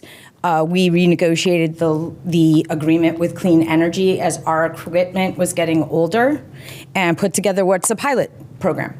Part of that was to ask Eversource to stop issuing us credits in solar credits and allow us to just get a check. So then when there were other opportunities where you could only get credits, we could participate when we were kind of at a stalemate there. So Councilor Peak, the pilot agreement is one that it's very complicated. And we brought in a consultant that the Department of Energy Resources recommended, Beth Goldstein out of Beacon Solutions. So this will be actually something, the accounting part of this, I just didn't think about. I just looked at the money and credits as the same thing. We have procedures that will go into place July 1st and figure out how we do the credits and the cash. Hadel and Jessica are well aware. But the oversight was mine in just wanting to make the best deal and doing that at the end of a certain financial quarter. Anyone else? Seeing none, Councilor Rest. I move that the full council approve a supplemental appropriation. The amount requested is $150,000 to be transferred from retained earnings, $150,000 to be transferred to the Water Department Light, Heat, and Power account, $150,000. The appropriation will provide funding to cover electricity costs for the Water Department. The Water Department electricity budget is facing a shortfall due to reallocated solar credits. Second. We have a motion and a second for the supplemental appropriation of $150,000 for the electricity cost of the water department. Any further discussion? Seeing none, Barbara. Salem Derby. Aye. Omar Gomez. Aye. JP Kaczynski. Aye. Tom Peak. Aye. Dan Rist. Aye. Owen Zaret. Aye. Motion passes. Councilor Rest. The next one is a supplemental for $300,000, also from retained earnings. This is to cover the cost, $150,000 for chemical heating and sludge disposal costs, as well as electricity costs, formerly funded by the solar credits. So we have sludge disposal and light, heat, and power for the wastewater treatment plant, as opposed to the last one was for the water department. Mr. President. Largely the same. Some of this will cover electricity cost increases, and also our contracts for chemical purchasing and sludge disposal. They adjust based on the CPI, Consumer Price Index, and with the CPI increases we've seen over the past 8 months to a year, that some of our costs are really going up, and as well as fuel. There's also fuel adjustments in a lot of our chemical delivery and sludges in our chemical delivery and sludge disposal contracts that have allowed for prices to really increase on us in a way that we couldn't really plan for. Any councilors? Any question? Anyone from the public? You want to participate in this appropriation? Seeing none, Councilor Rest. I move the full council approve a supplemental appropriation. The amount requested is $300,000 to be transferred from enterprise retained earnings, $300,000 to be transferred to wastewater treatment plant light, heat, and power, $150,000. Wastewater treatment plant sludge disposal, $150,000 for the purpose of providing funding to cover treatment, chemical heating, and sludge disposal cost increases, as well as electricity costs that were formerly funded via solar credits. Second.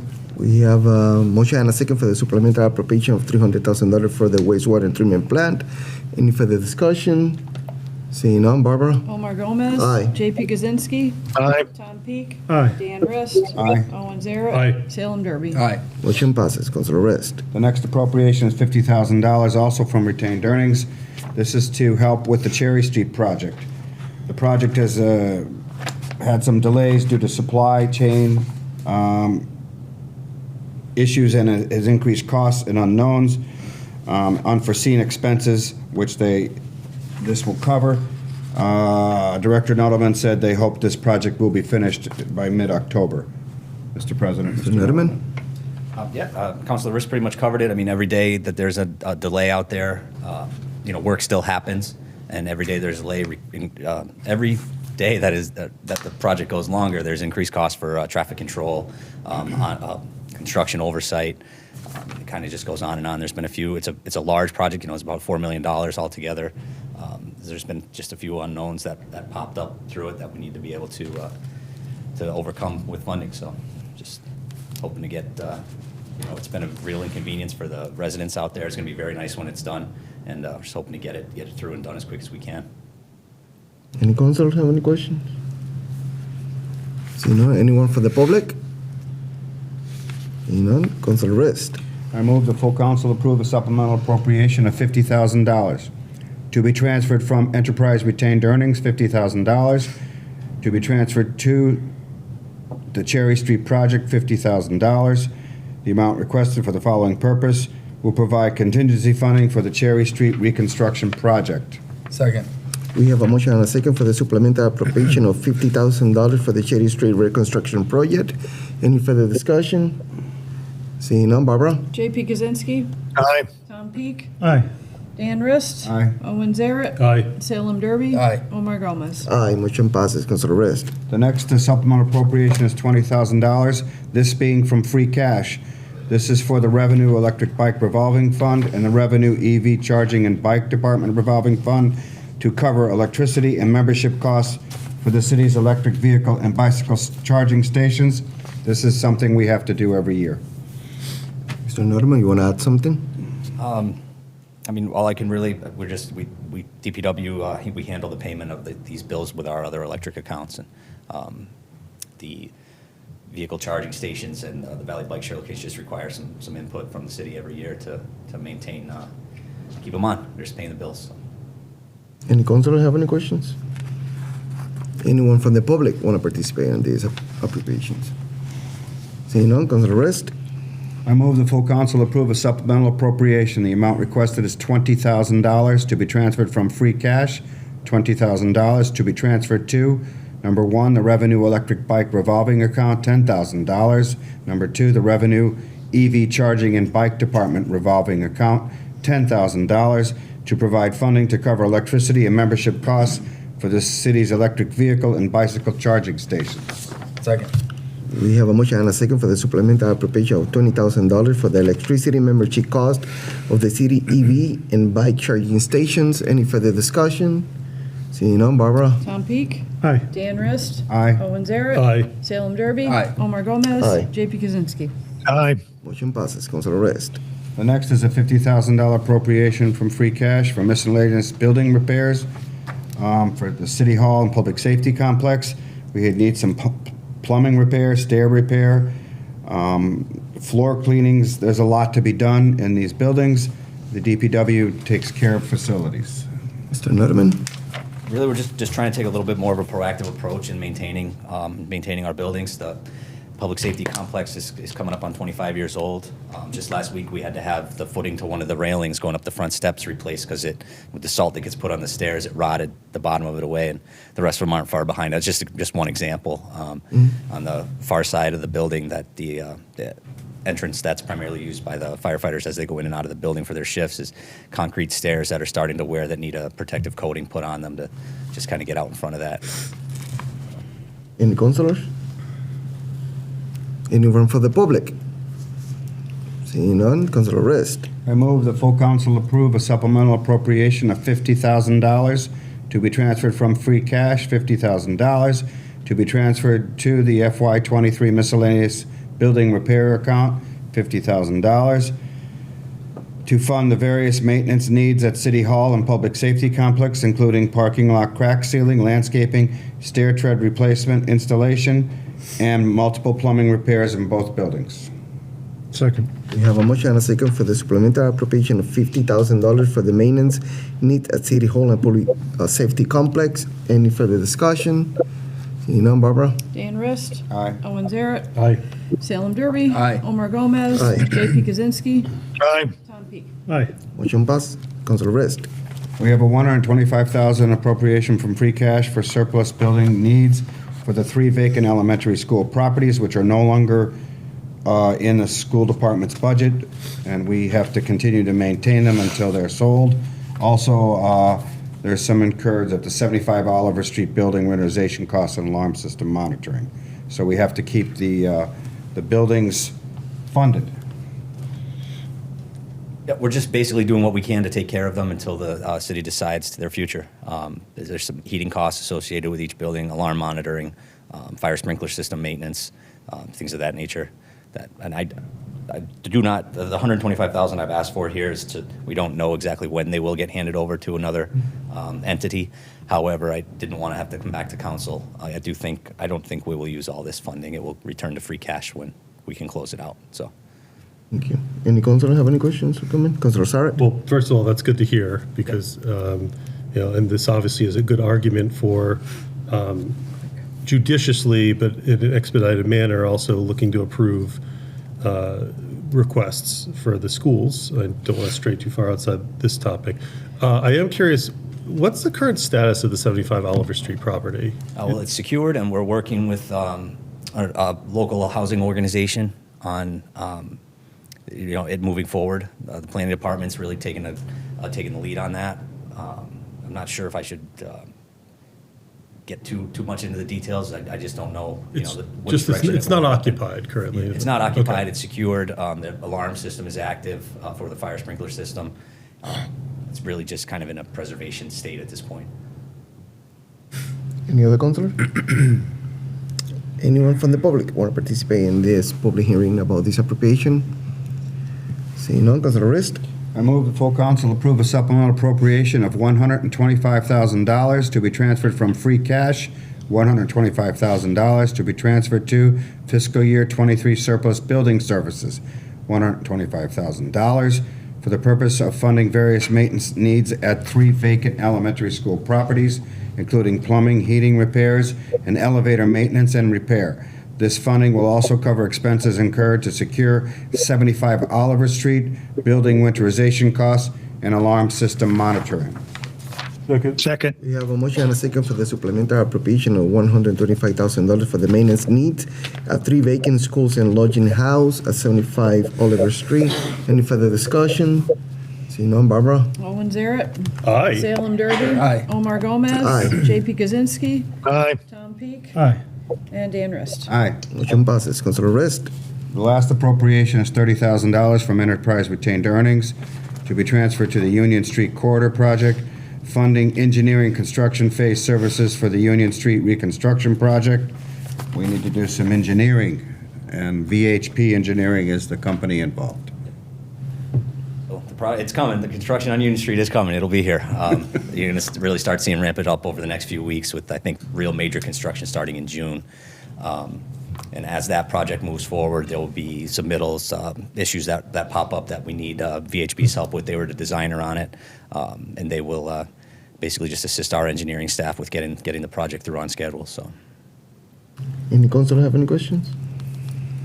Anyone from the public? Seeing none, Councilor Rist.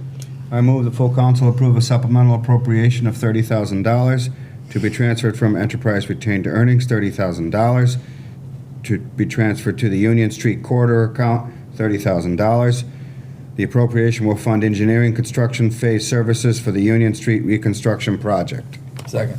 We have a motion and a second for the supplemental appropriation of $30,000 for the Union Street reconstruction project. Any further discussion?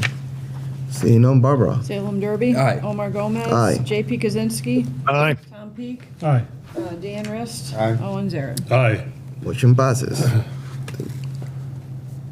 Councilor Derby. I move that the public hearing be closed. Second. We have a motion and a second to close public hearing. Any further discussion? Seeing none, Barbara. Omar Gomez. Aye. JP Kaczynski. Aye. Tom Peak. Aye. Dan Rist. Aye. Owen Zaret. Aye. Salem Derby. Aye. Motion passes. Finance, Councilor Rist. Yes, the committee will meet next week, the 22nd, at 6 p.m. in order to allow counselors that might want to attend the meetings, the virtual meetings on the school projects that the planning department has invited us to. So 6 p.m. I also, please note that the budget hearings are in your packet, but they're not for 2034. I don't know who will be on the council at that point. That was a typo. But this budget year, so May, a lot of budget hearings have been scheduled, so please make note. That is all, Mr. President. Thank you, Councilor Rist. Public Safety, Councilor Saret. Thank you, Mr. President. We have a meeting scheduled for, I just want to make sure I have my weeks correct, next Thursday, the 23rd, I believe at 6:30 in room B. There is a meeting preceding that in that room, so we may have to wait. There may be a brief wait to convene, but that's the plan. And then that will be to discuss the police yearly report. And we also have a meeting on Tuesday the 4th at 6 p.m. I'm hoping for room 1. Yeah, you're in there. Great, thank you. And that will be with the fire department. We also do have other items on our agenda. I need to request a 90-day extension on 2 items. That's being the Ordinance Review Committee final report and the request to review the safety of the sidewalk on South and Main. That's in the form of a motion, 90 days. Second. We have a motion and a second for the request of extended 90 days of the Ordinance Review Committee final report and the request to review safety of the sidewalks on South and Main Street. Any further discussion? Seeing none, Barbara. JP Kaczynski. Aye. Tom Peak. Aye. Dan Rist. Aye. Owen Zaret. Aye. Salem Derby. Aye. Omar Gomez. Aye, motion passes. I want to apologize to this council. We have had good discussions and some consensus around the Ordinance Review Committee's final report, and I appreciate the work that's come before that. I thought that there's a few the department head that I have to just have some final fine-tuning conversations with, and I'm sorry it's taken so long, but we will get there, and I apologize it's taken a while. We I don't have anything else. Thus concludes. Thank you, Councilor Saret. Appointments, Councilor Riley is not here. We'll have any meeting schedule? I don't think so. Well, they're gonna have No, to. so we will wait until Councilor Riley came back from There's one appointment. vacation. Yes. Yeah, but we don't know where it's going to be the meeting. Ordinance, Councilor Derby. Thank you, Mr. President. Ordinance met on the 7th, where we discussed the safe and fair access to legally protective, reproductive, and gender-affirming healthcare services. We did vote on the language that we agreed upon to send to the city solicitor for a review. So that has, I believe, Councilor Zaret is sending that revised language shortly. We have a meeting scheduled, and I'm going to have to talk to the other members of ordinance because it is scheduled for the 28th of March, which happens to be the same night of the Envisioning Main Street. So I'd like to, before I announce that as an official meeting, since the only thing we were going to talk about at that meeting is the Ordinance Review Committee's final report, there were some bigger items on that we had after we did that huge kind of unload of changing some of the ordinance language and fixing up some of the issues, we have a handful of ordinances that are going to be a little bit more time intensive, and so we were going to start digging into those. Other than what we have for a public hearing on April 5th, that's really all we have on our agenda. And it looks like it's within our time frame, so I don't need to ask for any extensions. So that concludes. Thank you. So you're not setting anything tonight? I'm not going to set it tonight. No problem. That was our original intent, Okay. but I think we're going to revisit that. Yep. Thank you, Councilor Derby. Property, Councilor Kwasinski. No report, Mr. President. Thank you. Rules, Councilor Rist. Yes, Mr. President, I do have a report. I'm going to request a public hearing in one motion for two items. The first is we have the resolution about the Xerox Society B City resolution submitted by Councilor Zaret evolved into a new committee. That committee is formed in the form of an ordinance which requires a public hearing, and I'll explain it even further beyond what I've said in the packet at the public hearing. Also, we did approve the reduction in membership on the CRC from 11 members to 7 members. It's an administrative code change, and they require a public hearing. So I will request in one motion to set a public hearing on April 5th in these chambers for the new committee, biodiversity. I want to make sure I say it right. I think it's biodiversity, Environment, Ecological, and Sustainable Committee, as well as a public hearing for the Administrative Code 23-01, changing the CRC from 11 members to 7 members, both at 6:15 in these chambers next meeting. Second. We have a motion and a second to schedule a public hearing on those two items for April 5th at 6:15 in these chambers. Any further discussion? Seeing none, Barbara? Sorry. Tom Peak? Aye. Dan Rist? Aye. Owen Zaret? Aye. Salem Derby? Aye. Omar Gomez? Aye. JP Kaczynski? Aye. Motion passes. Councilor Rist. Just a comment, I want to thank Councilor Zaret because he worked hard on that committee, and I think it ended up being an excellent committee for us, for the city. Secondly, we have been looking at the charter changes, and they are ready. The mayor's approved the changes that the Rules Committee has looked at, and we have to send them to the city attorney. I won't have a new meeting until I'm sure of when we need it. So thank you, that concludes. Thank you, Councilor Rist. New business, Councilor Derby. Thank you, Mr. President. We have one mayoral appointment for Marie Ansara for the Community Relations Committee with the term expiring 12/31/2024. I'd like to make a motion to send that to appointments. Second. We have a motion and a second to move the mayoral appointment to the Appointments Committee. Any further discussion? Seeing none, Barbara? Dan Rist? Aye. Owen Zaret? Aye. Salem Derby? Aye. Omar Gomez? Aye. JP Kaczynski? Aye. Tom Peak? Aye. Motion passes. Councilor Derby. Are we doing this one tonight? Yes. Okay. So we have an acceptance of a gift that we are going to act on tonight. It's a gift from Wilson Northampton School of a pharmacy freezer. And I don't have the... Just make a motion to accept it. No, you got to read the whole. We have to read it. You have it? Okay, there we go. I'll read the whole thing. Pursuant to the provisions of Massachusetts General Laws, Chapter 44, Section 53A, approval is hereby given for the acceptance of the following gifts to the city of Easthampton. Ultra Elite Under-Counter Pharmacy Freezer was donated by the Wilson Northampton School with a total cost of $1,766, executed this 8th day of March 2023. In the form of a motion. Second. We have a motion and a second to accept a gift for the pharmacy freezer from the Wilson Northampton School. Any further discussion? Councilor Saret. This is a new item, correct? This isn't something. It is new. Okay, great. Thank you. Any other councilors? Seeing none, Barbara? Owen Zaret. Aye. Salem Derby. Aye. Omar Gomez. Aye. JP Kaczynski. Aye. Tom Peak. Aye. Dan Rist. Aye. Motion passes. Councilor Derby. Thank you, Mr. President. We have Mount Tom Trailhead East Street safety items. I would move that we send those to the Public Safety Committee. Second. We have a motion and a second to move the Mount Tom Trailhead East Street safety item to the Public Safety Committee. Any further discussion?